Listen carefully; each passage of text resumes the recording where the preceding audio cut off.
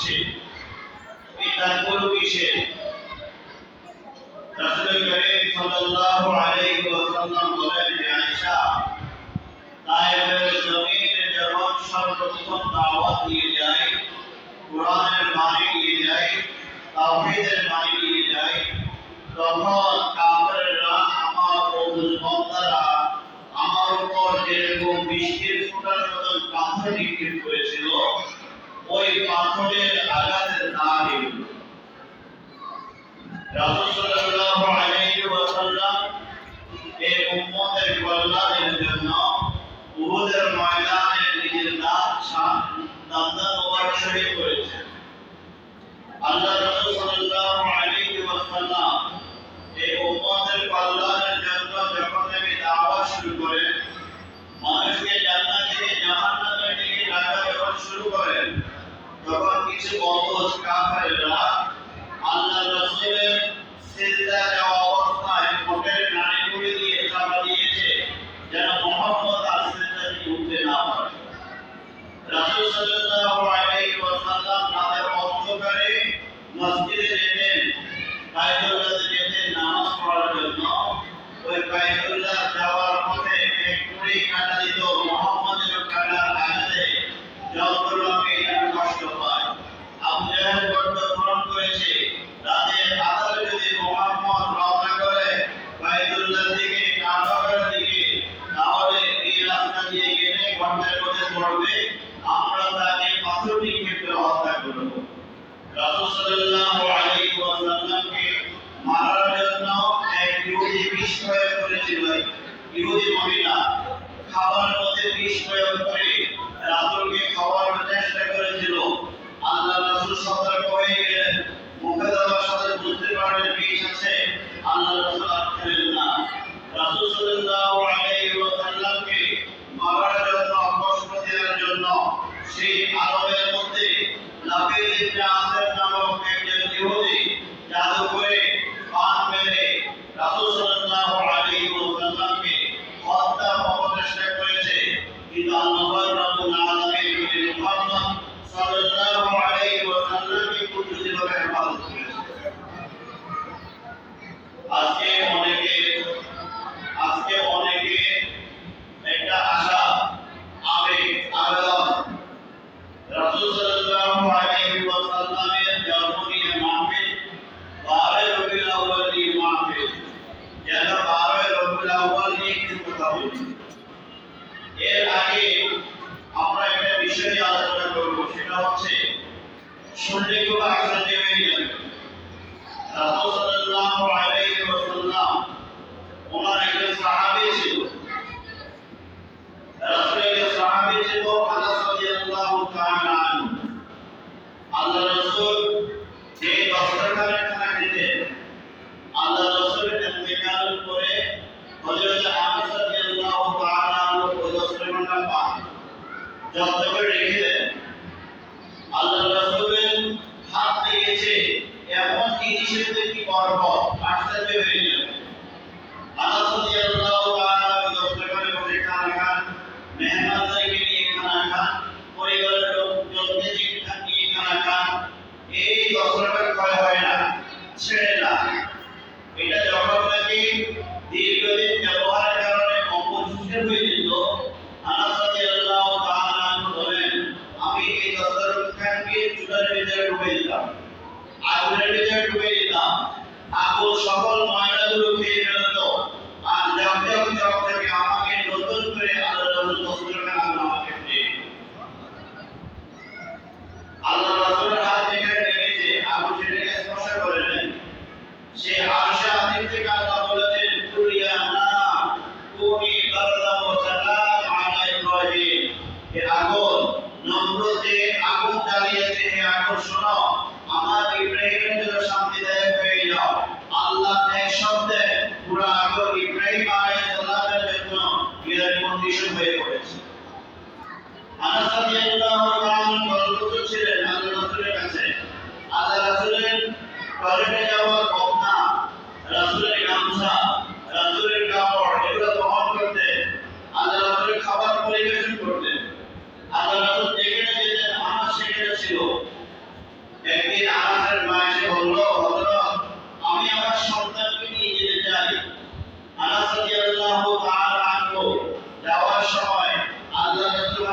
বিদায় দেন আরেকটা দোয়া করেছিলেন আল্লাহুম্মা বারিক ফি মালিহি ওয়া ওয়ালাদিহি হে আল্লাহ আমার 10 বছর আমার কাছে ছিল আল্লাহ সে চলে যাচ্ছে তার সম্পদ এবং সন্তানের মধ্যে আল্লাহ আপনি বরকত দান করুন এই দোয়াটা করেছে আল্লাহ রাব্বুল আলামিন রাসূলকে এই দোয়া বরকতে হযরত আনাস রাদিয়াল্লাহু তাআলা আনহুকে 110 জন সন্তান দান হযরত আনাস রাদিয়াল্লাহু তাআলা আনহু 110 জন সন্তান ছিল ও আল্লাহর রাসূলের এবং সম্পদের মধ্যে কি হয়েছে ওটে বাচ্চা দেয় একটা গরু বাচ্চা দেয় একটা মহিষী বাচ্চা দেয় একটা হযরত আনাস বাইরে গিয়ে পশুপালন শুরু করলেন ওর একসাথে 4-5টা বাচ্চা দেয় ছাগলের বাচ্চা দেয় সর্বোচ্চ 6টা আনাসের ছাগলের বাচ্চা দেয় 8টা 10টা 12টা 15টা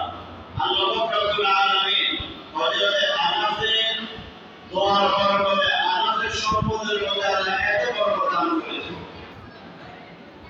আবু হুরায়রা রাদিয়াল্লাহু তাআলা আনহুর কাছে একটা খুলদা ছিল খুলদা মহিলারা টাকা জমান এবং যারা নাকি কাঁচা বাজার করে বা গোশত বিক্রি করে বা মাছ বিক্রি করে তাদের কাছে কাপড়ে একটা আলাদা ব্যাগ থাকে এটার মধ্যে টাকা রাখে আবু হুরায়রা রাদিয়াল্লাহু তাআলা একদিন আল্লাহ রাসূল ইন্তেকালের পরে ওই ফুটকাটা পাইছেন ওই ফুটকাটা ব্যাগটা পাইছেন পেয়ে আল্লাহ রাসূল এই ব্যাগের মধ্যে খেজুর রাখতেন খেজুর রেখে সেখান থেকে বিসমিল্লাহ পড়ে উঠে খাইতেন খেজুর কয়টা রেখেছেন আর আগে হিসাব ছিল না কিন্তু এখান থেকে যত খেজুর নিতে শুরু করার কথা বলতে আবু হুরায়রা রাদিয়াল্লাহু তাআলা বলেন রাসূলের ওই ব্যাগটা পেলে এই করতে হতে রাখলেন আবু হুরায়রা রাদিয়াল্লাহু তাআলা বাগানের খেজুর মেহমানদারির খেজুর বিভিন্ন জায়গায় খেজুর আগে ওই ফুলটার মধ্যে রাখতেন ওই ফুলটার মধ্যে রাখতেন রেখে মেহমানকে মেহমানদারি করতেন পরিবারের জন্য ভাগ করতেন নিজে খেতেন আবু হুরায়রা রাদিয়াল্লাহু তাআলা বলেন আমি খেজুর রাখতে অল্প আল্লাহ রাব্বুল আলামিন আল্লাহর রাসূলের ফুলটার মধ্যে সকলকে বরকত দান করতেন আমি যে কয়টা খেজুর রাখতাম মেহমান আসলে এক কয়েক করে বেশি সেখানে খেজুর বের করতাম এরপরও খেজুরের অভাব হতো আল্লাহ রাসূল সুন্নতের মধ্যে জীবনের মধ্যে কথার মধ্যে দোয়ার মধ্যে আল্লাহ রাসূলের সব কিছুর মধ্যে বরকত ছিল শুনলে আরো আশ্চর্য হয়ে যাবে সালমান ফারসি নামক একজন সাহাবী 350 বছর হায়াত পেয়েছেন আল্লাহ রাসূলের সাহাবী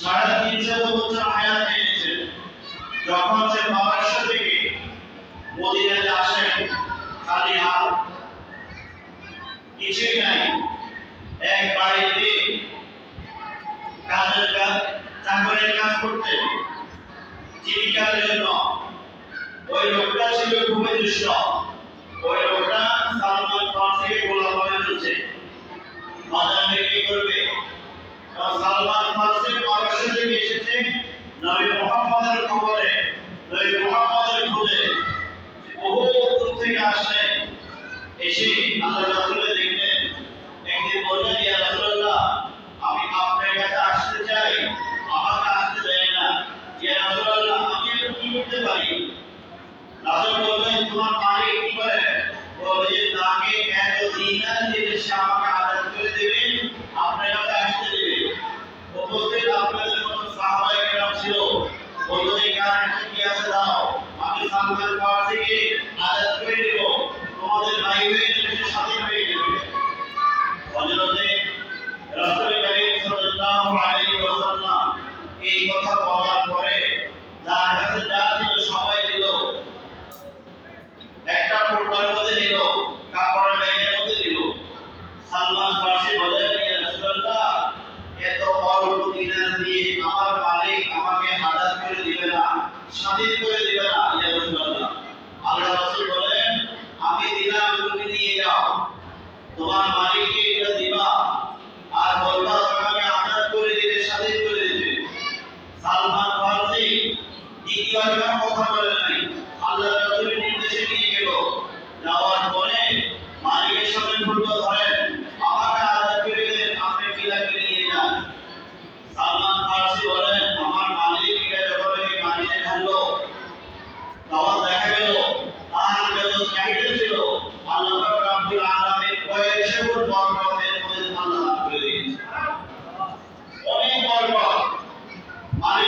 তোমার কাছে তো আমি এত দিনার চাই নাই, বলে আল্লাহ রাসূল দিয়েছেন, বলেছেন আপনার যত লাগে দিয়ে দেবে, আমাকে আজাদ করে দেবে। একদিন দ্বিপ্রহর বেলা আল্লাহর রাসূলকে দুধ এসেছে, দুধ। এখন 70 জন মসজিদের সাহাবী উপস্থিত ছিল। দ্বিপ্রহর বেলা সবাই ক্ষুধার্ত। আবু হুরায়রার বাড়ি অনেক দূরে। আবু হুরায়রা রাদিয়াল্লাহু তাআলা বলেন, আমার মনে পেয়েছে এই দুধটুকু সব আমি খেয়ে ফেলি। আল্লাহ রাসূল বলেন, আবু হুরায়রা যারা সবাইকে ডাকো।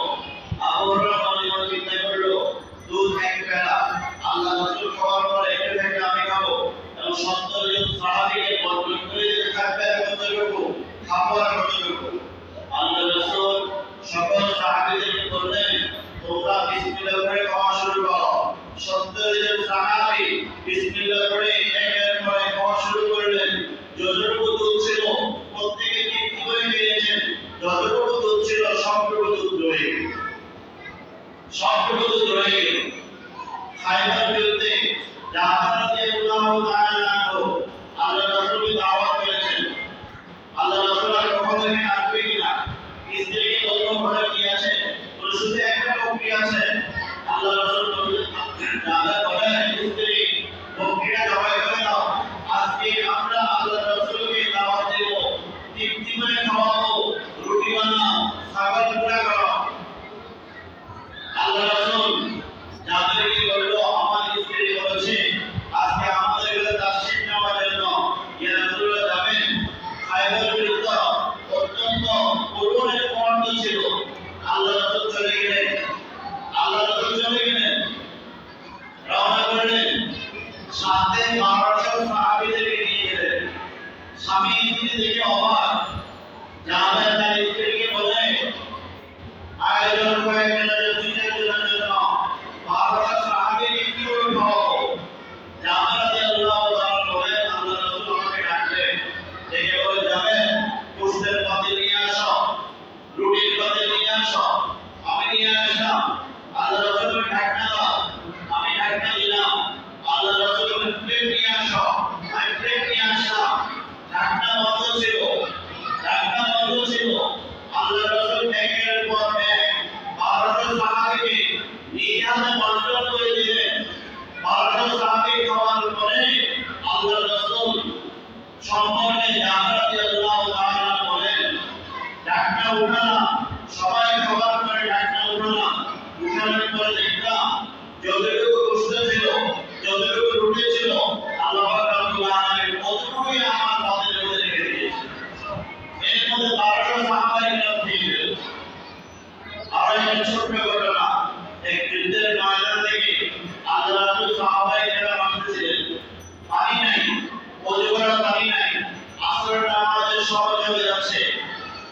ওনারা বিশ্রাম করতেছিলেন।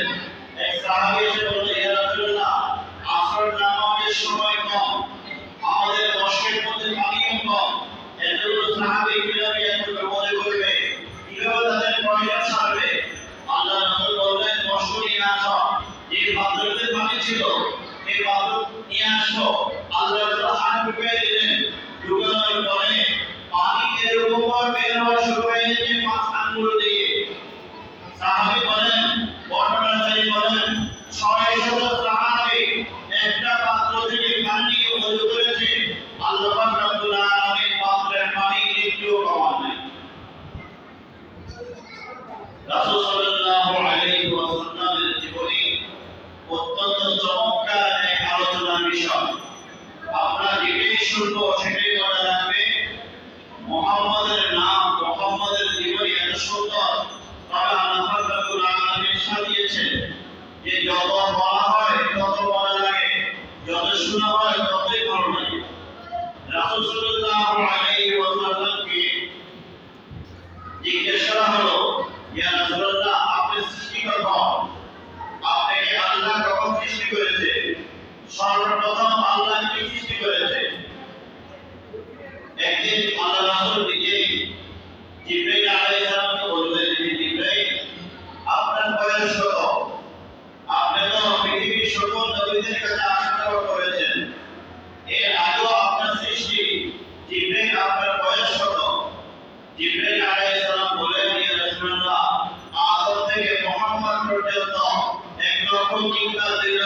পিছনের পয়গম্বর সবার কাছে আশা করেছি, কিন্তু ইয়া মুহাম্মদ হে রাসূল আমার বয়স হবে আমার জানা নেই। জিবরাইল আলাইহিস সালাম বলেন, হ্যাঁ আপনাকে আমি একটা অঙ্ক দিতে পারি, একটা হিসাব দিতে পারি। বলে কি হিসাব? বলে আকাশের মধ্যে একটা তারকা উদিত হয়, আল্লাহ ওই তারকা সৃষ্টি করেছেন স্পেশাল ভাবে। ওই তারকাটা ৭০,০০০ বছর পর একবার উদিত হয়। আবার ওই তারকাটা ৭০,০০০ বছর আসমানের মধ্যে থাকে। আমি জিবরাইল এই তারকাকে ৭২,০০০ বার দেখেছি। আমি জিবরাইল এই তারকাকে ৭২,০০০ বার দেখেছি। এবার অনুমান করে নিতে পারি এই জিবরাইল আলাইহিস সালামের বয়স কত। কথা এখানে শেষ নয়। জিবরাইল আলাইহিস সালামের বয়স হিসাব করার পরে আল্লাহ রাসূল বলেন, জিবরাইল তুমি এই তারকাকে ৭২,০০০ বার দেখেছো, আমি ছিলাম সেই তারকা, আমি ছিলাম নূরে মুহাম্মদ। আগে আমাদের নফলকে মেরাজে ও আম্বিয়া ও আউলিয়া মুতাজে ও শাহজাদাস রাহমাতান লিল আলামিন মসজিদে মুশতাহার হুয়ে জমিন সাইয়্যিদুল কাওনাইন খাদমুল মুরসালিন আখিরা মুদকুল কুল আউয়ালিন যুগ যাও সুন্নতে আহমদ কো জান বা মুহাম্মদ পয়গম্বর দিল ওয়াতুরান ইসে হুজ্জত কওল কারে ইজবির আগর তারি মৌল আহমদ রাবি।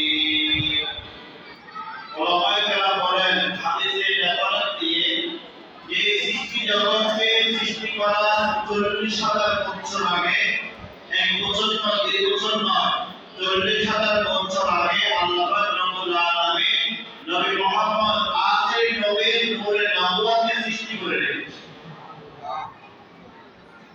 রাসূল সাল্লাল্লাহু আলাইহি ওয়াসাল্লামকে জিজ্ঞেস করা হলো, ইয়া রাসূলুল্লাহ সর্বপ্রথম কি সৃষ্টি করা হয়েছে? আল্লাহ রাসূল বলেন, আউয়ালু মা খালাকাল্লাহু, আল্লাহ সর্বপ্রথম যে জিনিস সৃষ্টি করেছেন সেটা হচ্ছে আমি নবী মুহাম্মদ, আমি আখির নবীর নূরকে, নবুয়তের নূরকে আল্লাহ রাব্বুল আলামিন সর্বপ্রথম সৃষ্টি করেছেন। সর্বপ্রথম সৃষ্টি করেছেন। সৃষ্টি সবার আগে দুনিয়াতে আসেন মুহাম্মদ সাল্লাল্লাহু আলাইহি ওয়াসাল্লাম। সবার পরে আল্লাহ রাসূলকে আবার জিজ্ঞেস করা হলো, ইয়া রাসূলুল্লাহ আপনার সৃষ্টি কখন? রাসূল সাল্লাল্লাহু আলাইহি ওয়াসাল্লাম বলেন, কুনতু নাবিয়্যা ওয়া আদামু বাইনাল মাই ওয়াত তিন, আমি তখন থেকে নবী, আল্লাহ আমাকে বানিয়েছেন যখন আদম আলাইহিস সালাতু ওয়াস সালামের সৃষ্টি হয়। কুনতু নাবিয়্যা ওয়া আদামু বাইনাল মাই ওয়াত তিন, আদম আলাইহিস সালাতু ওয়াস সালাম বুঝতে পারবেন এখন। আদম আলাইহিস সালাতু ওয়াস সালাম একদিন আল্লাহকে বলেন, হে আল্লাহ মুহাম্মদকে লা ইলাহা ইল্লাল্লাহ মুহাম্মাদুর রাসূলুল্লাহ আরশের গেটের মধ্যে লেখা আছে। সর্বপ্রথম নবী যিনি নিয়ে এসেছেন আদম আলাইহিস সালাতু ওয়াস সালাম আরশের গেটের মধ্যে লেখা দেখবেন, লা ইলাহা ইল্লাল্লাহ মুহাম্মাদুর রাসূলুল্লাহ। আদম আলাইহিস সালাম জান্নাতের মধ্যে গিয়ে বলেন, হে আল্লাহ মুহাম্মদকে যার নাম আপনার নামের সাথে মিল, আল্লাহ রাসূল তুমি কোথায় দেখেছো? রাসূল সাল্লাল্লাহু আলাইহি ওয়াসাল্লাম মুহাম্মদের এই নাম তুমি কোথায় দেখেছো? কোথায় এই নাম দেখেছো? আদম আলাইহিস সালাম বলেন, কেন আমি যখন আপনি আরশ দেখার জন্য গিয়েছি, আরশের প্রথম সারিতে লেখা লা ইলাহা ইল্লাল্লাহ মুহাম্মাদুর রাসূলুল্লাহ, ৮টি জান্নাত, প্রত্যেকটি জান্নাতের গেটের মধ্যে লেখা লা ইলাহা ইল্লাল্লাহ মুহাম্মাদুর রাসূলুল্লাহ। এবার চিন্তা করে দেখেন মুহাম্মদের সৃষ্টি কখন? আদম আলাইহিস সালাম প্রথম নবী, দুনিয়ার মধ্যে শয়তানের ওয়াসওয়াসায় দুনিয়ার মধ্যে এসেছে। 300 বছর আল্লাহর কাছে কান্নাকাটি করে দোয়া করেছেন শেষ পর্যন্ত রব্বানা আতিনা ফিদ দুনিয়া হাসানা ওয়া ফিল আখিরাতি হাসানা রব্বানা যালামনা আনফুসানা ওয়া ইন লাম তাগফির লানা ওয়া তারহামনা লানাকুনান্না মিনাল খাসিরিন রব্বানা যালামনা বলে দোয়া করলেন আর বলেন হে আল্লাহ আরশে আপনার নামের সাথে যার নাম মুহাম্মদ সে নিচে পর্বতমালার ব্যক্তি হবে ইয়া আল্লাহ ওই নামের পর্বতে ওই নামের উসিলায় আপনি আমার দোয়াকে কবুল করেন। 350 বছর পরে দোয়া কবুল হয়েছে মুহাম্মদ সাল্লাল্লাহু আলাইহি ওয়াসাল্লামের নামের উসিলায়। আমরা আরো বলতে পারবো সম্মানিত মুসলিম কেরাম, আদম আলাইহিস সালাম যখন জান্নাতে ছিলেন তখন বিবি হাওয়ার সাথে দেখা করবেন, বিবাহ হবে, স্বামী স্ত্রীর সম্পর্ক হবে, বিয়ে পড়াইছেন আল্লাহ, এখন স্ত্রীর সাথে সাক্ষাৎ করতে যাবেন। এই মুহূর্তে জিবরাইল আলাইহিস সালাম এসে বলেন, হে আদম, সফিউল্লাহ আল্লাহ বলেছেন স্ত্রীর কাছে যাওয়ার আগে মহরনা আদায় করতে হবে। স্ত্রীর কাছে যাওয়ার আগে আপনাকে মহরনা আদায় করতে হবে। হযরতে আদম আলাইহিস সালাম বলেন, জিবরাইল মহরনা কোথায় পাবো? মহরনা কি দিয়ে দিব? জিবরাইল আলাইহিস সালাম বলেন, আল্লাহ বলেছেন যিনি আখেরি নবী হবেন মুহাম্মদ তার উপর 20 বার দুরূদ শরীফ পড়লে আপনার মহরনা আদায় হয়ে যাবে। মুজাম্মিল মুদাসসির ইয়াসিন ওয়া তাহা মুজাম্মিল মুদাসসির ইয়াসিন ওয়া তাহা ইনাল বারিস মুহাম্মদ আল্লাহ পুকারা अहमद महमूद मोहम्मद की जश्न है आदम से ईसा सब नबी ने बयान किया है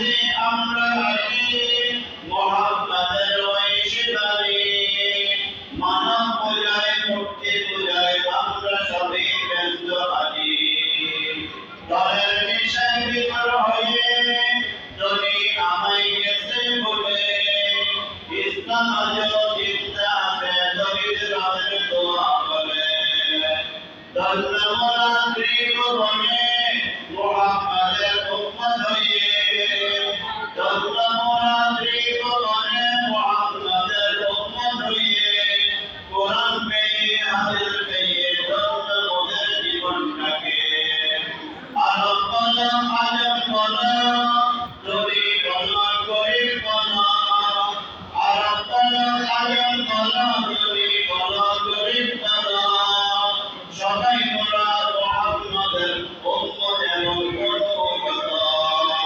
সবাই মোরা মুহাম্মাদের উম্মত এবং অনুগত মুহাম্মদ সাল্লাল্লাহু আলাইহি ওয়াসাল্লাম সম্পর্কে পুরো পৃথিবী সৃষ্টি জগতে 1000 বছর আগে আল্লাহ পাক রব্বুল আলামিন নবীদেরকে নিয়ে একটা সভা করেছিলেন কাজে নবী বানিয়েছেন সেটা আল্লাহ জানেন তাদেরকে নিয়ে একটা সভা করেছিলেন ওই সভার মধ্যে যিনি সভাপতি ছিলেন তিনি হচ্ছেন নবী মুহাম্মদ সাল্লাল্লাহু আলাইহি ওয়াসাল্লাম এখানে যারা কোরআন পড়তে পারেন না তারাও সূরা ইয়াসিনের আয়াত পারেন সূরা ইয়াসিনের আয়াত আছে ইবতালা মিনাল মুরসালিন এই আয়াত অর্থ হচ্ছে হে নবী নিশ্চয় আমি আপনাকে নবীদের রাসূলদের অন্তর্ভুক্ত করেছি এই সূরাটি আল্লাহ পাক রব্বুল আলামিন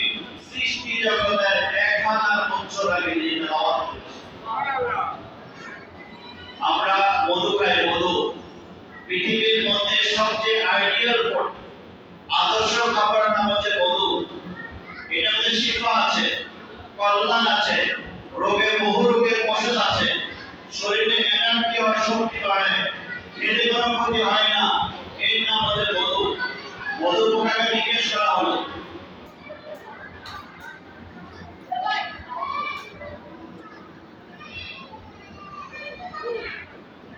বাংলা বলতেছে দেশের পড়াতে করতে আসা বাচ্চাদেরকে কি একটা কন্ট্রোল লাগিয়ে বেশি ভালো হবে সামনে আরেকজন বক্তা আসবে তো এরকম দেখলে আপনাদের উপর রাগ করবে আমরা খুব খেয়াল করবো বাচ্চাদেরকে কন্ট্রোলে রাখবো আল্লাহর উপর ভোট দিয়ে এর হলে আমরা সবাই যাই আচ্ছা আমরা খেয়াল করি মধু পোকাকে জিজ্ঞাসা হলো হে মধু পোকা তুমি তো শুধুমাত্র ফুল থেকে পানি আহরণ করো সেটা তো বোঝা যায় না কোনো পানি থাকে মিষ্টি কোনো পানি থাকে নোনা কোনো পানি থাকে স্বাভাবিক কিন্তু মৌচাকের মধ্যে রাখার পরে এটা পৃথিবীর সবচেয়ে বড় মিষ্টিতে পরিণত হয় কিভাবে মধু পোকা 12 মাস দূর থেকে এই পানি আহরণ করে মৌচাকের মধ্যে আবার ফিরে আসে মধু পোকা বলে আমরা যখন নাকি ফুল থেকে পানি আহরণ করি তখন একবার কোরআনের আয়াত বিসমিল্লাহির রহমানির রহিম পড়ি আর এটা যখন আমরা মৌচাকে রাখি তখন আখির নবীর উপর আমরা একবার দুরূদ শরীফ পড়ি ওই বিসমিল্লাহ এবং দুরূদ শরীফের মাঝখানে যেটা ঘটে এই সাধারণ পানিটা পৃথিবীর সবচেয়ে বড় মিষ্টি পানিতে পরিণত হয়ে এর নাম হচ্ছে মুহাম্মদ আজারবাইজান নাম শুনেছেন 3 বছর আগে যুদ্ধ হয়েছে তুর্কমেনিয়ার সাথে আজারবাইজানের গাছ আছে ওই গাছের নাম হচ্ছে আজার গাছ সিএনএন বিবিসি প্রতিবেদন আজার গাছ আজার ফুল ইউটিউবের মধ্যে গুগলে সার্চ দিবেন আজকে পেয়ে যাবেন আজার ফুল যখন নাকি এই ফুল কখনো ফুটে না পাঁচ ওয়াক্ত নামাজের সময় আযান দেওয়া হবে আশহাদু আন্না মুহাম্মাদান রাসূলুল্লাহ ওই ফুলটা খুলে দিয়ে ফুটা শুরু করে ওই ফুলটা খুলে দিয়ে ফুটা শুরু করে দেয় আমাদের নবীর নাম হচ্ছে মুহাম্মদ নামের একটা প্রশংসিত 200 কোটি মানুষ আজকের এই রবিউল আউয়ালের মধ্যে নবীর জীবনী নিয়ে আলোচনা করবে, আলোচনা শুনবে। পৃথিবীর মধ্যে এমন কোনো মানব নাই। আবু জাহেল, উতবা, সাইবা বলেছিল, মুহাম্মদ তোমার ছেলে ইব্রাহিম মারা গিয়েছে, মুহাম্মদ তোমার ছেলে কাসিম মারা গিয়েছে, মুহাম্মদ তোমার ছেলে আব্দুল্লাহ মারা গিয়েছে, তোমার পুত্র সন্তান নাই, তোমার মৃত্যুর পর তোমাকে আর কেউ স্মরণ রাখবে না, নির্বংশ তুমি যাবে না। সাথে সাথে আরশে আজিম থেকে আল্লাহ রাব্বুল আলামিন আয়াত নাযিল করেছেন, ইন্না আতাইনাকাল কাউসার ফাসাল্লি রাব্বিকা ওয়ানহার ইন্না শানিয়াকা হুয়াল আবতার। হে নবী, হে হাবিব, হে আমার প্রিয় বন্ধু, কাফের মুশরিক বেঈমান যা বলেছে মন খারাপ করবেন না, আমি আপনার সাথে আছি। যারা নাকি আপনাকে রাজকারে নির্বংশ করেছে, আমি তাদের সবাইকে রাজকারে নির্বংশ করে দেব। ফেরাউন অনেক বড় নেতা ছিল, অনুসরণের কেউ নাই। নমরুদ অনেক বড় নেতা ছিল, শেষ পর্যন্ত খোদাই দাবি করেছে, অনুসরণের কেউ নাই। সাদ্দাত বড় নেতা ছিল, খোদাই দাবি করেছে, অনুসরণের জন্য কেউ নাই। আবু জাহেলের বাইরে পায়খানা, উতবা, সাইবা, মুগীরার কোনো ঠিকানা নাই।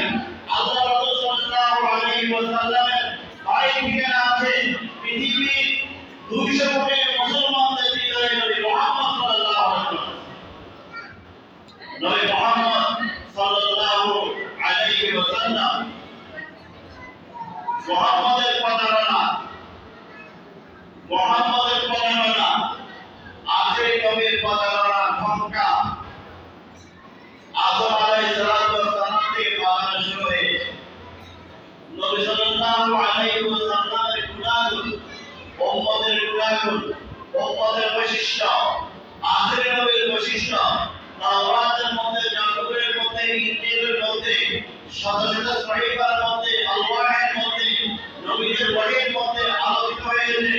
যত নবী নবী মুহাম্মদ সাল্লাল্লাহু আলাইহি ওয়াসাল্লাম সম্পর্কে জেনেছেন, প্রত্যেক নবী বলেছে, হায় এই নবীর উম্মতের হতে পারতাম তাহলে আমাদের হতো। দত্তবরাত্রি বনে মুহাম্মাদের উম্মত হয়ে কোরআন পেয়ে, হাদিস পেয়ে জন্ম ওদের জীবনটাকে।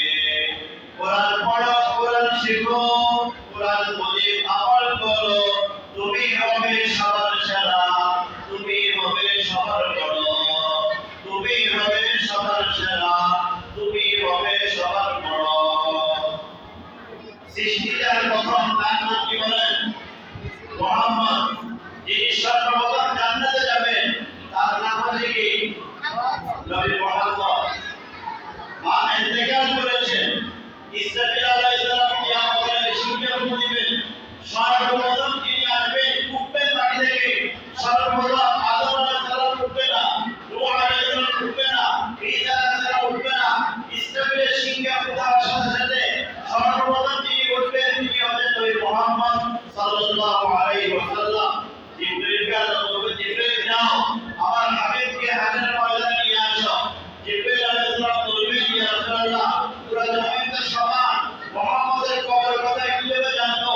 আল্লাহ রাব্বুল আলামিন আরশে আজিম থেকে স্পেশাল একটা নূর নবী মুহাম্মদের কবরের মধ্যে ফেলে দিবেন। জিবরিল আলাইহিস সালাম দেখবে, কবর পড়ে আসবে, ইসরাফিল আলাইহিস সালাম কবর পড়ে আসবেন। আসার পরে সর্বপ্রথম তিনি জমিন থেকে উঠবেন আর মুহাম্মদ বলে চিৎকার দিবেন, হাসরের ময়দানে যাবেন সর্বপ্রথম তিনি, তার নাম হচ্ছে নবী মুহাম্মদ সাল্লাল্লাহু আলাইহি ওয়াসাল্লাম। রাসূল সাল্লাল্লাহু আলাইহি ওয়াসাল্লাম সম্পর্কে এটা তো হাদিসে আমরা বললাম, এবং বর্তমান প্রেক্ষাপটে আলোচনা করে শুরু করব ইনশাআল্লাহ। অক্সফোর্ড, হার্ভার্ড এই দুটো বিশ্ববিদ্যালয় পৃথিবীর বিখ্যাত বিশ্ববিদ্যালয়। বাচ্চারা আমার কাছে শুরু করছে যে বিকল্প একটা পালন করে। অক্সফোর্ড বিশ্ববিদ্যালয়ের সামনে লেখা আছে, as a father, as a teacher, as a lawyer, as a leader, as a reformer, একজন সংস্কারক হিসেবে, একজন বাবা হিসেবে, একজন শিক্ষক হিসেবে, একজন আইনজীবী হিসেবে,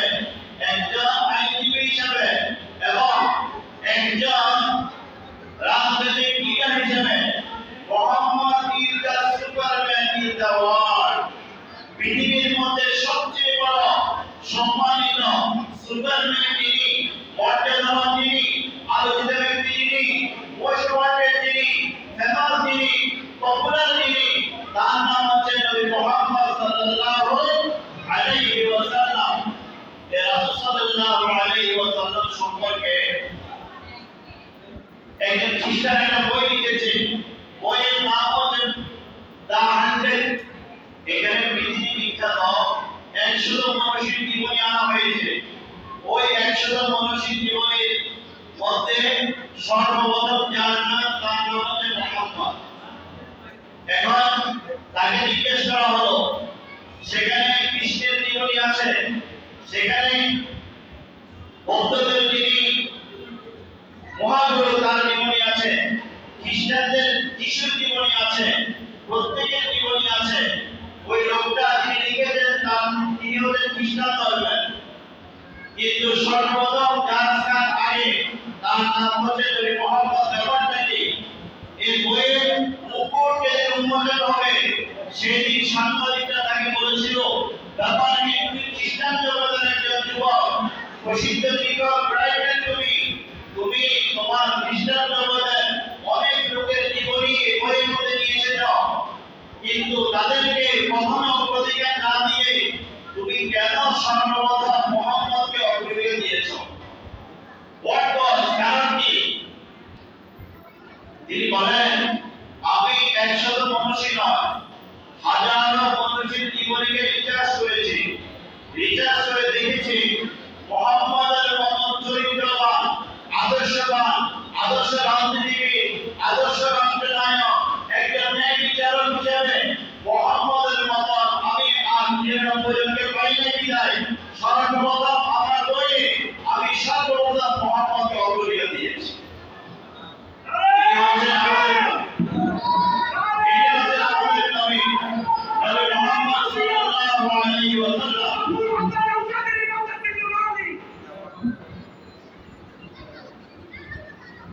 সম্মানিত উপস্থিতি, আমরা শুনলে আশ্চর্য হয়ে যাব। বর্তমান পৃথিবীর বিখ্যাত একটি দেশ, তার নাম হলো আমেরিকা। তাকে সুপার পাওয়ার বলা, সুপ্রিম পাওয়ার বলা হয়। প্রযুক্তির দিক দিয়ে ইসরায়েল যদিও শ্রেষ্ঠ, কিন্তু আফ্রিকা তার চেয়ে আরো শ্রেষ্ঠ। আফ্রিকার ওয়াশিংটন রাজধানীর মধ্যে একটা লাইব্রেরি আছে। ওই লাইব্রেরির মধ্যে পৃথিবী বিখ্যাত বড় বড় মনীষীদের, রাইটার, আইনজীবী, রাষ্ট্রনায়ক, প্রধানমন্ত্রী, জীববিদ্যা, পদার্থবিদ্যা, রসায়নবিদ্যা, চিকিৎসাবিদ্যার মধ্যে যারা অগ্রগণী ভূমিকা পালন করেছেন তাদের নাম তালিকা আছে। কিন্তু আশ্চর্যের বিষয়, খ্রিস্টানদের তালিকা করা তো খ্রিস্টানরা, সেই তালিকার মধ্যে সর্বপ্রথম যার নাম, তালিকার মধ্যে সর্বপ্রথম যার নাম অগ্রাধিকার পেয়েছে তার নাম হচ্ছে নবী মুহাম্মদ সাল্লাল্লাহু আলাইহি ওয়াসাল্লাম।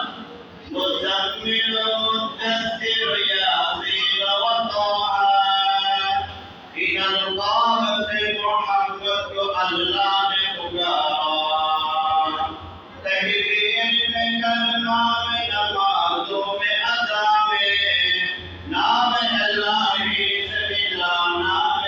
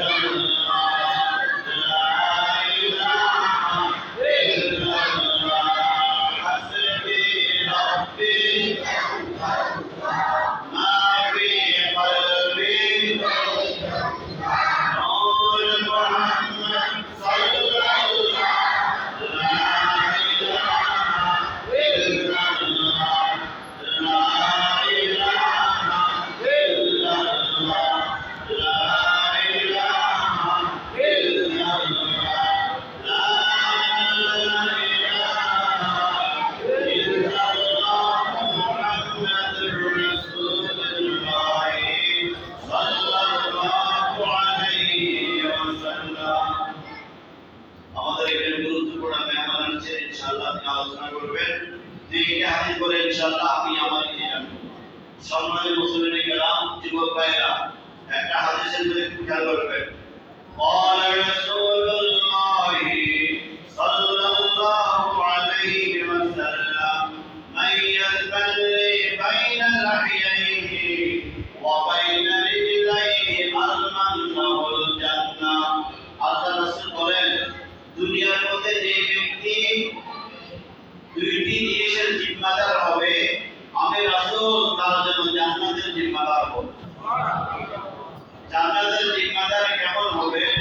আল্লাহ রাসূল তাকে হাতে ধরে জান্নাতে ঢুকিয়ে দেবেন। যেমন এক হাদিসের মধ্যে আছে, এক সাহাবী বলল, ইয়া রাসূলুল্লাহ, কিয়ামত কখন? মাতা সাআ, কিয়ামত কখন? রাসূল বললেন, তোমার কিয়ামতের কি প্রস্তুতি আছে? আবার সাহাবী বলল, কিয়ামত কখন? রাসূল বললেন, তোমার কিয়ামতের কি প্রস্তুতি আছে? রাসূল বললেন, আমার ওই লোকটি বলল, সাহাবী বলল, ইয়া রাসূলুল্লাহ, কিয়ামত কখন? তিনবার প্রশ্ন। রাসূল তিনবার বললেন, কিয়ামতের কি প্রস্তুতি আছে? ওই সাহাবী যুক্তবার বলল, কোন প্রস্তুতি নাই, আমি আল্লাহ রাসূলকে ভালোবাসি। এটি আমার জন্য যথেষ্ট। আর আল্লাহ রাসূল বলেন, মান আহাব্বা সুন্নতি ফাকাদ আহাব্বানি ওয়া মান আহাব্বানি কানা মাই ফিল জান্নাহ। যে আমাকে ভালোবাসলো, যে আমার সুন্নতকে ভালোবাসলো, সে আমাকে ভালোবাসলো। আর যে আমাকে ভালোবাসলো, আল্লাহ পাক রব্বুল আলামিনের নির্দেশে, তাকে আল্লাহ পাক রব্বুল আলামিন আমার সাথে জান্নাতে থাকার সুযোগ করে দিবেন। রাসূল সাল্লাল্লাহু আলাইহি ওয়াসাল্লাম ওই সাহাবীকে বলেছিলেন, আল মারউ মা'a মান আহাব্বা, যে যাকে ভালোবাসবে তার সাথে তার হাসর হবে। যে যাকে ভালোবাসবে তার সাথে তার হাসর হবে। তো দুই জিনিস কি? আল্লাহ রাসূলের জিম্মাদারি আছে জান্নাতের দুই জিনিস কি? মুখের হেফাজত, জবানের হেফাজত। চিন্তা করব, কোন আলেমকে গালি দিব না, ভাইকে গালি দিব না, মাকে গালি দিব না, প্রতিবেশীকে গালি দিব না, শেখ হাসিনাকেও গালি দিব না, খালেদাকেও গালি দিব না, কাউকে গালি দিব না। আমার এই জবান দিয়ে আমি কোন গালি বের করব না। আল্লাহ রাসূলের একটা আদর্শ ছিল, জীবনে কাউকে গালি দেন নাই। আল্লাহ রাসূল আরেকটা আদর্শ ছিল, জীবনে মিথ্যা কথা বলেন নাই। আল্লাহ রাসূল আরেকটা আদর্শ ছিল, এই জবান দিয়ে কাউকে রাসূল কষ্ট দেন নাই। দুই নম্বর কি? বাইনা লিয়াহি ওয়া বাইনা রিজলাইহি। দুই নম্বর হচ্ছে চরিত্রের হেফাজত। যুবকরা কোনো বেগানা যুবতীর দিকে তাকাবে না, বিবাহিত ভাইরা কোনো অন্যের স্ত্রীর দিকে পরকীয়া নজরে তাকাবেন না। ইনশাআল্লাহ জবানের হেফাজত, যৌবন চরিত্রের হেফাজত কে করবে? আল্লাহ রাসূল বলেন, আমি তাকে হাতে ধরে জিম্মাদার নিয়ে জান্নাতে ঢুকিয়ে দেব। পাঁচ ওয়াক্ত নামাজের আযান শুনি, আল্লাহ রাসূলের যুগে তাহাজ্জুদের আযান দেওয়া হতো। তাহাজ্জুদের গুরুত্ব ছিল, যারা নিয়মিত তাহাজ্জুদ পড়বে এবং নিয়মিত পাঁচ ওয়াক্ত নামাজে মিসওয়াক করবে, কোনো অভাব তাদেরকে স্পর্শ করবে না। খাদ্যের অভাবে, জীবিকার অভাবে, টাকা পয়সার অভাবে সে কখনো কষ্ট পাবে না। তাহাজ্জুদ নামাজ সকল নবীদের স্বভাব ছিল। মিসওয়াক, আল্লাহ রাসূল বলেন, জিবরিল আমার কাছে 24,000 বার এসেছে, প্রত্যেকবার জিবরিল গুরুত্ব দিয়েছেন প্রতিবেশীর হকের ব্যাপারে, মিসওয়াকের ব্যাপারে। আমি মনে মনে এটা ধারণা করেছিলাম, আল্লাহ মনে হয় পাঁচ ওয়াক্ত নামাজের মতন মিসওয়াকও খরচ করে দিন। এত গুরুত্ব ছিল মিসওয়াকের। মিসওয়াক করে নামাজ পড়বো, 70 কোটি সওয়াব। এই পাগড়ি এটা আপনারা হুজুরদের জন্য রেখে দিয়েছেন। এই পাগড়ি পরে নামাজ পড়বো, 70 কোটি সওয়াব, 70 কোটি সওয়াব। আরেকটা হাদিস, দৈনিক পাঁচ ওয়াক্ত নামাজের আযান শুনি, পাঁচ ওয়াক্ত নামাজের আযান শুনে যে দোয়া করতে পারি, আল্লাহুম্মা রাব্ব হাযিহি দাওয়াতিত তাম্মা ওয়াস সালাতিল কায়িমা আতি মুহাম্মাদানিল ওয়াসিলা ওয়াল ফাদিলা। এই দোয়াটা যদি পড়তে পারি এবং দোয়ার শেষে একবার দরুদ শরীফ পড়তে পারি, আল্লাহ রাসূল বলেন, আমার এই উম্মত জান্নাতে যাওয়ার জন্য আমি নিজে সুপারিশ করব। আমি নিজে সুপারিশ করব। পড়ব তো ইনশাআল্লাহ। আজকে দেখি রাসূল সাল্লাল্লাহু আলাইহি ওয়াসাল্লাম বলেন, পাঁচ ওয়াক্ত নামাজের পরে যদি কেউ আয়াতুল কুরসি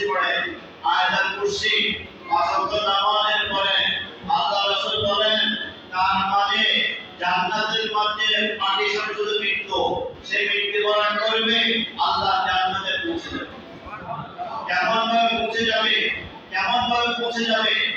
সেই ফেরাউন যখন নাকি তার বান্দি বাদশাকে তার সন্তানদেরকে অগ্নি আগুন উত্তপ্ত আগুনের মধ্যে ফেলেছিল, তখন প্রথম মেয়ে পড়ার পরে ডাক দিয়ে বলে, মা এটা আগুন না, এটা উত্তপ্ত জান্নাত, মা এটা জান্নাত, এটা জান্নাত, শান্তির জায়গা।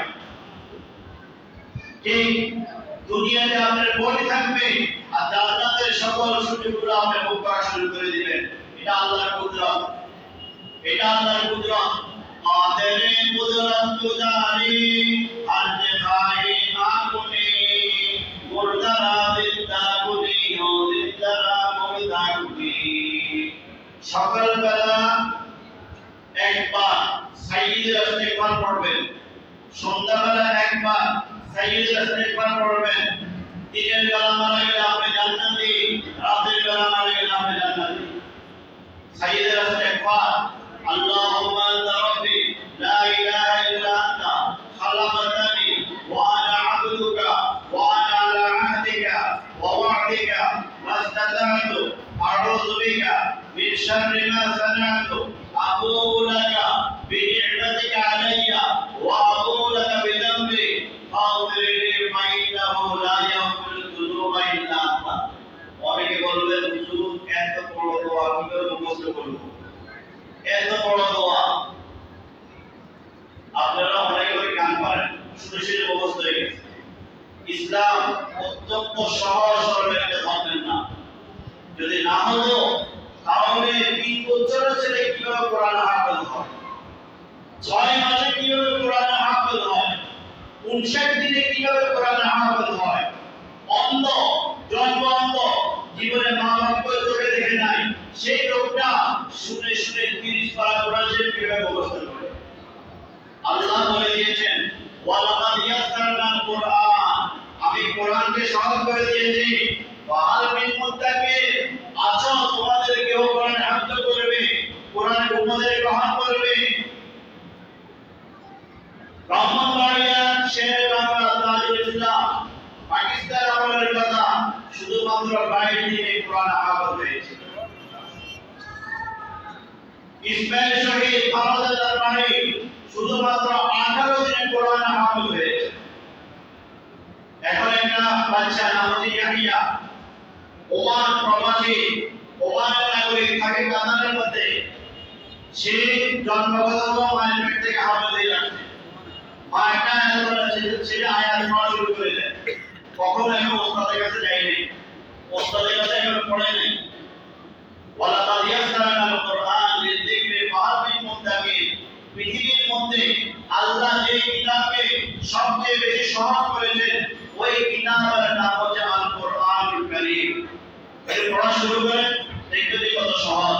আল্লাহ রাব্বুল আলামিন আজকে যা শুনেছি, আল্লাহ আমাদেরকে আমল করার তৌফিক দান করুন। আয়াতের উপর যা আয়োজন করেছেন, সকল আয়োজকদেরকে যারা পরিশ্রম করেছেন তাদেরকে ধন্যবাদ জানাই সুন্দর আয়োজনের জন্য। এখন আপনাদের সামনে গুরুত্বপূর্ণ আলোচনা হবে, প্রত্যেকে আন্তরিকতার সাথে করবেন, মাহফিলের সৌন্দর্য বর্ধিত করবেন। আল্লাহ রাব্বুল আলামিন যেন আলোচনার মাধ্যমে আমার জীবনের হেদায়েত নেমে আসে, প্রত্যেকে দোয়া করবেন। ভবিষ্যতে এটা আজকের এই অনুষ্ঠানটা অর্থনৈতিকভাবে মদিনাটা শাহী মসজিদের সবচেয়ে বড় অনুষ্ঠান। আল্লাহ রাব্বুল আলামিন যেন সবাইকে কাঁধে কাঁধ মিলিয়ে, হাতে হাত মিলিয়ে, দল মত নির্বিশেষে সবাইকে যেন আগামী বছর আল্লাহ রাসূলের শানে এর চেয়ে বড় প্রোগ্রাম করার জন্য আল্লাহ তৌফিক দান করুন। এই বছর যারা আছে আল্লাহ যেন আগামী বছর তাদের আয় বাড়িয়ে দেওয়া হবে ইনশাআল্লাহ। দোয়া করব ইনশাআল্লাহ। প্রত্যেকে মুনাজাত করে আপনাদের পর্যাপ্ত তোমাদের ব্যবস্থা আছে, প্রত্যেকে মুনাজাত করে যাবেন, তোমার পেয়ে যাবেন, ওলামায়ে কেরামের গুরুত্বপূর্ণ নসিহত শুনে যাবেন। ওয়া